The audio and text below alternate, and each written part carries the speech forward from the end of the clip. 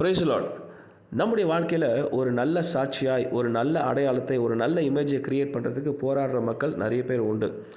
அடுத்தவருடைய பார்வையில் நம்ம நல்ல பேர் வாங்கணும்னு சொல்லி அடுத்தவருடைய பார்வைகளுக்கு நல்ல காரியங்களை சேர்த்து உள்ளுக்குள்ளே விரோதத்தையும் வஞ்சனையும் வச்சுட்டு வாழ்கிற மனுஷர்களும் உண்டு.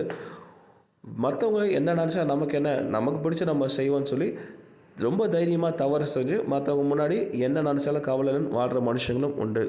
ஆனால் வேதத்தில் 2 கொரிந்தியர் 4ஆம் அதிகாரம் 2ஆம் வசனத்தில் வெட்கமான அந்தரங்க காரியங்களை நாங்கள் வெறுத்து தந்திரமாய் நடவாமலும் தேவ வசனத்தை புரட்டாமலும் சத்தியத்தை வெளிப்படுத்துகிறதுனாலே தேவனுக்கு முன்பாக எல்லா மனுஷருடைய மனசாட்சிக்கும் எங்களை உத்தமன் என்று விளங்க பண்ணுகிறோம் அப்படின்னு எழுதப்பட்டிருக்கு.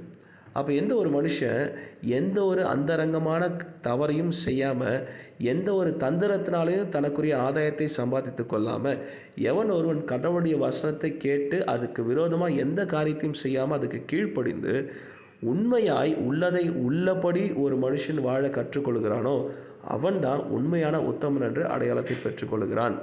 இப்படி வச்சுக்கலாமே, நம்முடைய பார்வைக்கு மட்டும் நல்லவங்களாக இருக்கிறோமா, இல்லை அடுத்தவருடைய பார்வைக்கு மட்டும் நல்லவர்களாக இருக்க விரும்புகிறோமா அப்படின்ற விஷயத்தை எல்லாம் யோசிக்காமல், என்னை உண்டாக்கின கடவுளுடைய பார்வையிலிருந்து எந்த ஒரு காரியத்தையும் நான் மறைக்க முடியாது அப்படின்றதை உணர்ந்து, நான் கடவுளுடைய பார்வைக்கும் சரி, என்னுடைய மனசாட்சிக்கும் சரி, நான் விரோதமாய் எந்த ஒரு காரியத்தையும் செய்யாமல் உத்தமனாய் நான் வாழும்போது நிச்சயமாய் நம்ம பார்க்கிற ஒவ்வொருத்தர் கண்களுக்கும் நம்ம உத்தமர்களாய் வெளிப்படுத்த முடியும்.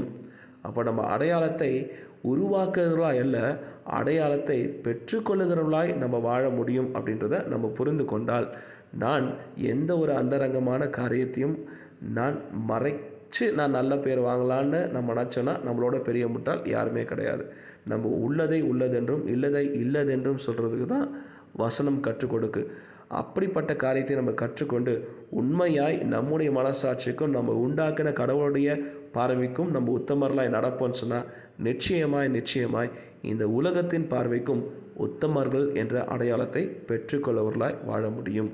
Thank you and God bless you.